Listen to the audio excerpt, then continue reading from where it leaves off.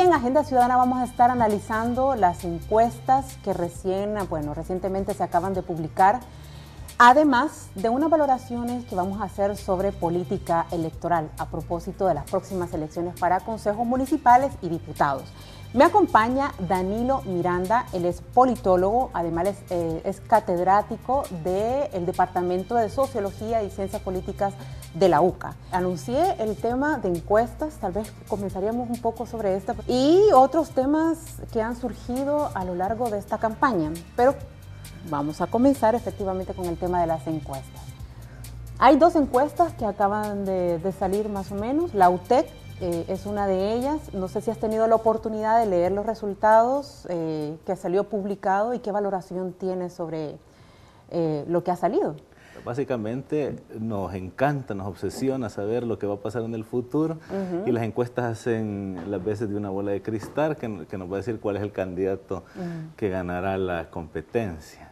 Y los medios de comunicación reproducen esa valoración, cuando desde las ciencias sociales la encuesta es un instrumento científico que pretende serlo. No quiero caer tampoco en positivismos ni en la fe ciega en el dato, pero es un instrumento de medición que te permite comprender la realidad. Ese debería ser el primer objetivo de un instrumento de recolección de información como una encuesta.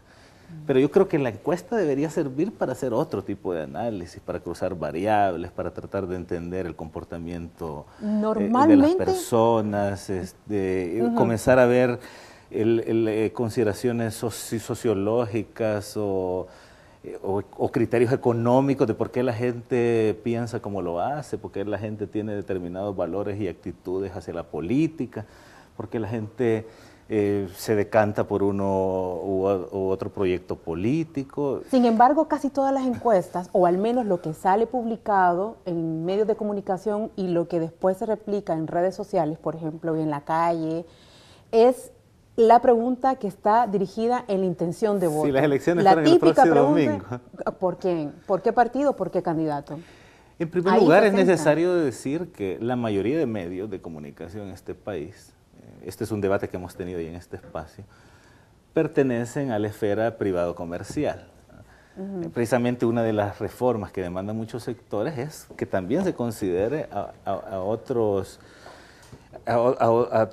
esferas de la actividad mediática, el sector comunitario, el sector estatal, como este medio de comunicación, ya que es avasallador el dominio que tienen los medios privados comerciales. Ahora bien, si el medio se define como comercial, ¿cuál va a ser su primer criterio a la hora de la noticiabilidad o a la hora de destacar un hecho social determinado? Es el criterio comercial, lo espectacular. Si las elecciones fueran el próximo domingo, ¿quién gana? Pero esa espectacularidad no me parece que sea lo mejor de cara a entender los fenómenos políticos, los procesos políticos, en este caso las elecciones. Es difícil pronunciarse sobre una encuesta si uno no sabe cómo exactamente está hecha. Claro, el encuestador puede decir... Las preguntas, por ejemplo. Las preguntas, a veces son preguntas que ya tienen un sesgo, o la encuesta ya tiene una...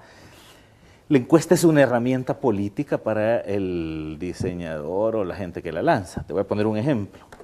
El Diario de Hoy es un periódico comercial. Sacó una encuesta. Es una empresa. Sus propósitos son acumulación de riqueza, evidentemente, a través de su quehacer lucrativo. Puede tener otros propósitos, como defender los intereses de las clases dominantes a las que se ascribe en los propietarios del periódico, como lo hemos visto. 2009, Rodrigo Ávila arriba de Mauricio Funes en la encuesta presidencial anterior a las elecciones, por ejemplo.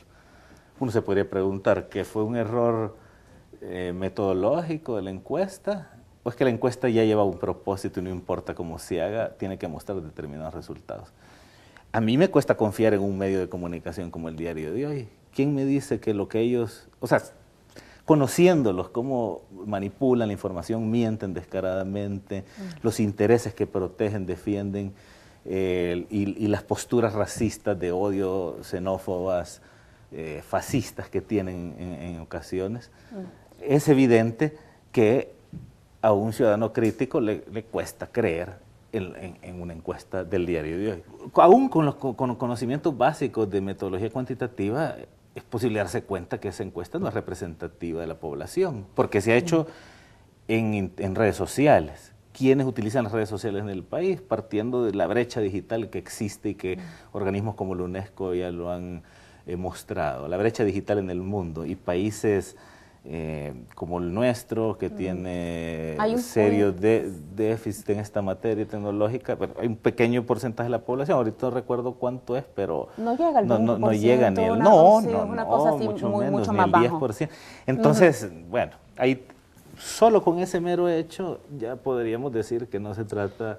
Sin embargo, Danilo, ciertamente en términos metodológicos tú has explicado que pues todo lo que has explicado, pero en términos psicológicos de la población, sí de una u otra forma genera o tiene un efecto en términos psicológicos. Por ejemplo, quién se posiciona sobre quién o quién va ganando, quién, al menos no sé si esto efectivamente puede afectar en la intención de voto o modificarlo a la hora de estar enfrente de la urna. Como en el papeletas, fútbol, ¿no? el equipo que empata gana, el que viene de atrás logra finalmente superar al que iba adelante, y eso genera un efecto. Por ejemplo, quienes siendo votantes del Consejo Municipal propuesto por Arena, a lo mejor si ven una desventaja grande, pueden decidir no ir a votar, porque piensan que su voto no va a ser útil. Lo mismo quien lleva una gran ventaja, también aplica. De repente crees que tu voto no va a ser tan relevante, tan útil. En cambio, si la distancia es menor y la competencia se avisora muy cerrada, pues de repente los electores podrían verse impulsados a ejercer su derecho al sufragio. Pero, por ejemplo, que nos interpretes con estos marcos que vos tenés, ¿qué está pasando en San Salvador? Por ejemplo, con estas dos candidaturas que están encabezando la competencia en San Salvador, en la capital, y con los votantes. No sé si tú tenés a la mano, por ejemplo, un par de datos que nos ayuden a entender cómo votan en San Salvador. Bueno, por la competencia ahora se ve que favorece al candidato del FMLN, Nayib Bukele, y su consejo. Desde el inicio se veía que era una candidatura bastante fuerte. ¿Por qué, Danilo?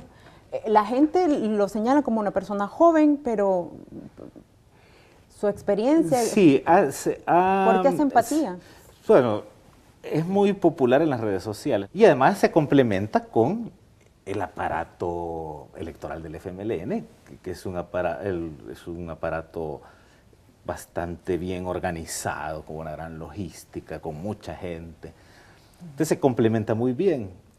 Es una especie de fórmula ganadora, pienso yo que ese fue el cálculo del FMLN, no sé, como la de Funes, por ejemplo. Un candidato popular, no sé cómo andaría Nayib Bukele en las encuestas de popularidad que se habrán lanzado antes, pero un candidato popular que no ganaría por sí mismo, pero con un partido grande, con estructuras a nivel nacional, se produce una sinergia que termina resultando exitosa en las elecciones, en el cálculo de ganar la elección, en este caso de volver a la alcaldía de San Salvador. Y mientras que Arena casi parecía la crónica de una muerte anunciada, parafraseando esta interesante novela de García Márquez, porque ya viste que si era Norman, que luego las divisiones que se han producido en los últimos años en Arena y finalmente en Zamora, con una candidatura que a todas luces parece débil. Se podría estudiar más, pero a simple vista es una candidatura débil en general. Y hablar un poco de esto de que se dice mucho, por ejemplo, Se argumenta mucho durante los debates o durante los procesos electorales que hay personas, por ejemplo, que tienen experiencia como empresarios, ¿no? Y que quieren acceder al ámbito público o al revés. Entonces se basa a veces el argumento de si es o no buen candidato sobre la base de la experiencia que se tenga como empresario. ¿Tú qué opinas sobre esto? Esto es ideológico completamente. No se puede partir de que administrar o gerenciar una empresa es lo mismo que estar al frente de la titularidad de una cartera de Estado, del Ejecutivo. No es lo mismo, es que no son los mismos criterios con los cuales vas a tomar las decisiones. En un lado estás nada más motivado por el afán de lucro y de la acumulación capitalista, y en el caso del Estado hay otras consideraciones. Esto forma parte de una tendencia ideológica de los nuevos modelos de gestión pública de los años 90 que vinieron con el neoliberalismo y con todas las reformas. Consenso de Washington. El consenso de Washington. Entonces América Latina se llenó de tecnócratas que venían de estudiar administración pública de las grandes universidades estadounidenses y que además habían sido gerentes de las empresas y pretendían gobernar nuestros países con los mismos criterios. Todos estos tecnócratas tienen algo en común, que ellos no se muestran, critican la ideología y critican la política. Entonces se presentan como neutrales. Y uno sabe críticamente, hay que desconfiar de quien se presenta como neutral, porque es lo menos neutral. Como un político que se está anunciando ahorita de Arena en las redes sociales, que dice ahí... ¿Un político menos? Dice, no. Un candidato un candidato que no piensa como político.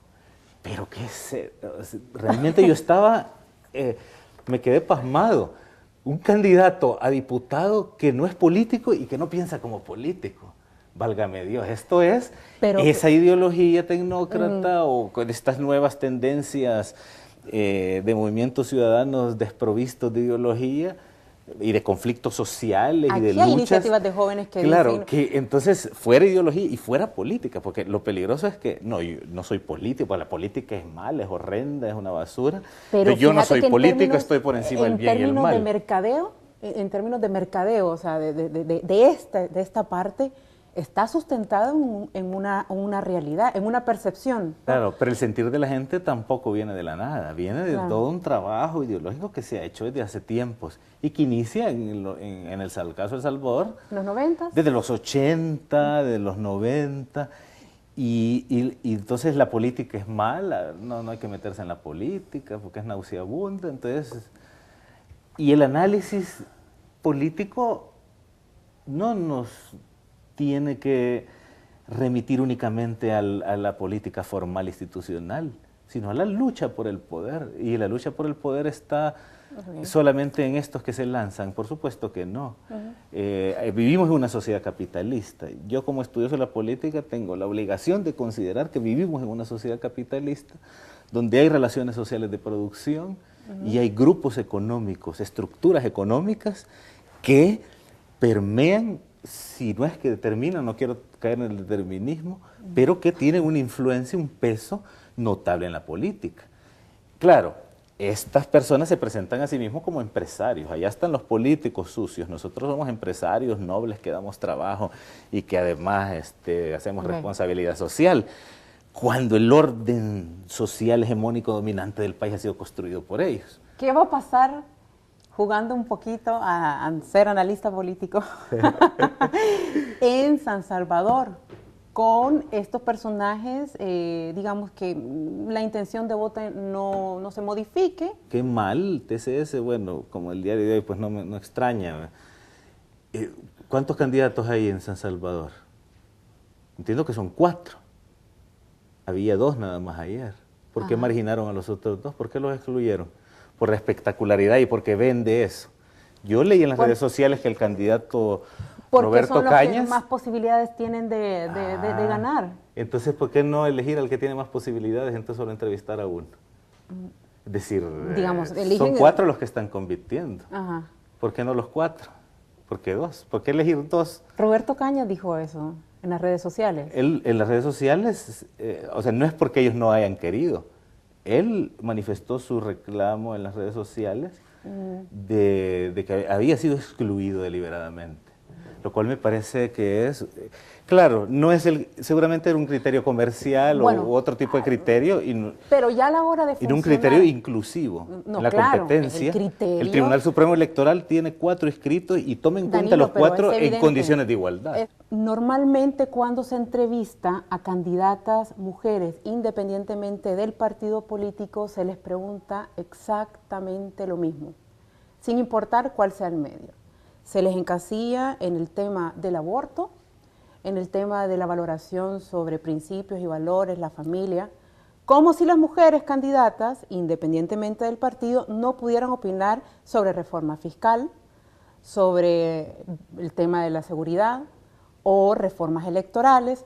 Esos temas están, parecería, vetados para las candidatas que participan, por ejemplo, en debates o en entrevistas. ¿Por qué pasa esto? ¿Por qué se nos veta? Y ahí sí me pongo la camisa como mujer, la verdad.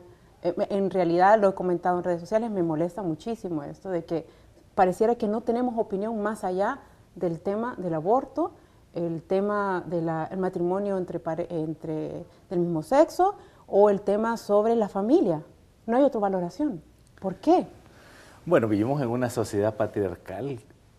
Durante mucho tiempo las mujeres estuvieron excluidas incluso del derecho al voto o el derecho de presentarse como candidatas. Pero ya ha pasado tanto tiempo. Y ha pasado tanto tiempo, no hemos tenido ni una presidenta mujer, el predominio de las mujeres en los consejos municipales del país es mínimo. Hay un avance con la ley, pero... El FMLN es el que históricamente ha tenido más mujeres como candidatas, por ejemplo, a la Asamblea Legislativa, a la legislatura. Y ahora con el voto, bueno, de que se desbloqueó la lista y ahora con el voto cruzado, alguien puede privilegiar a las mujeres en sus preferencias electorales, ¿verdad? Pero claro,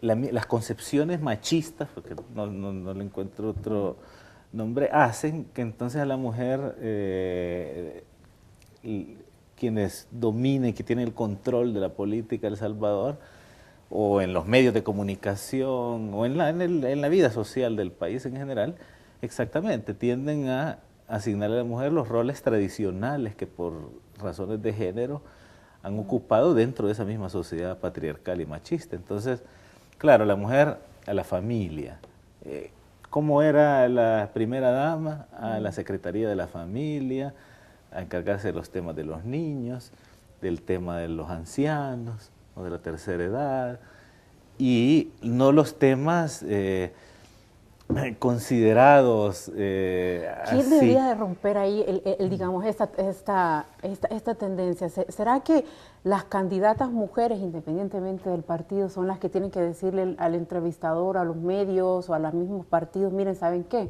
Yo quiero hablar soy experta en reformas electorales y quiero hablar sobre esto. No me pregunten sobre esto otro tema porque no tengo opinión. Además que hay mujeres, ¿Quién debería hacer esto? Hay mujeres en este país que especialistas en política fiscal, fíjate los analistas políticos, por ejemplo, también que invitan a los medios. Por ejemplo. Todos son hombres. Recuerdo cuando se estaba hablando sobre la posibilidad de aprobar la ley de partidos políticos y uno de los temas que se abordaba era el tema de la cuota. ¿Cuánto? ¿Un piso? ¿35? ¿30? Recuerdo que desde la institución en la que yo trabajaba se trajo una experta de Costa Rica. En Costa Rica hay paridad, o sea, 50 y 50. Alguna gente criticaba que no. ¿Qué es lo que debería pasar en esto? O sea, tendría que ser de manera gradual, efectivamente, que parece que fue el criterio que finalmente se impuso en la ley de partidos políticos, o debería de ser de un solo, paridad. Aquí hay unas medidas tan graduales en el país que dentro de 100 años vamos a ver los resultados. Yo creo que en este tipo de situaciones hay que establecer la paridad, porque a los tomadores de decisiones les cuesta tanto entender el principio de igualdad. de justicia social, de ¿Por libertad, qué ceder de seguridad. poder? ¿Ah? Es también ceder poder, ¿no?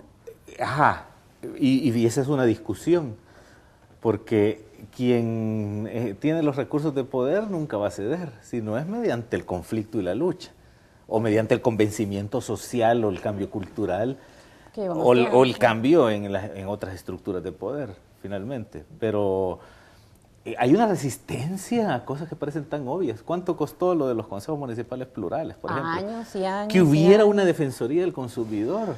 Tantas cosas que uno pensaría obvias de países civilizados en este país han costado tanto, porque tenemos un conservadurismo enfermo, me parece a mí, en ocasiones, obsesivo, intolerante, inquisidor, que me parece que le hace daño a las instituciones democráticas, ciertas posturas intolerantes.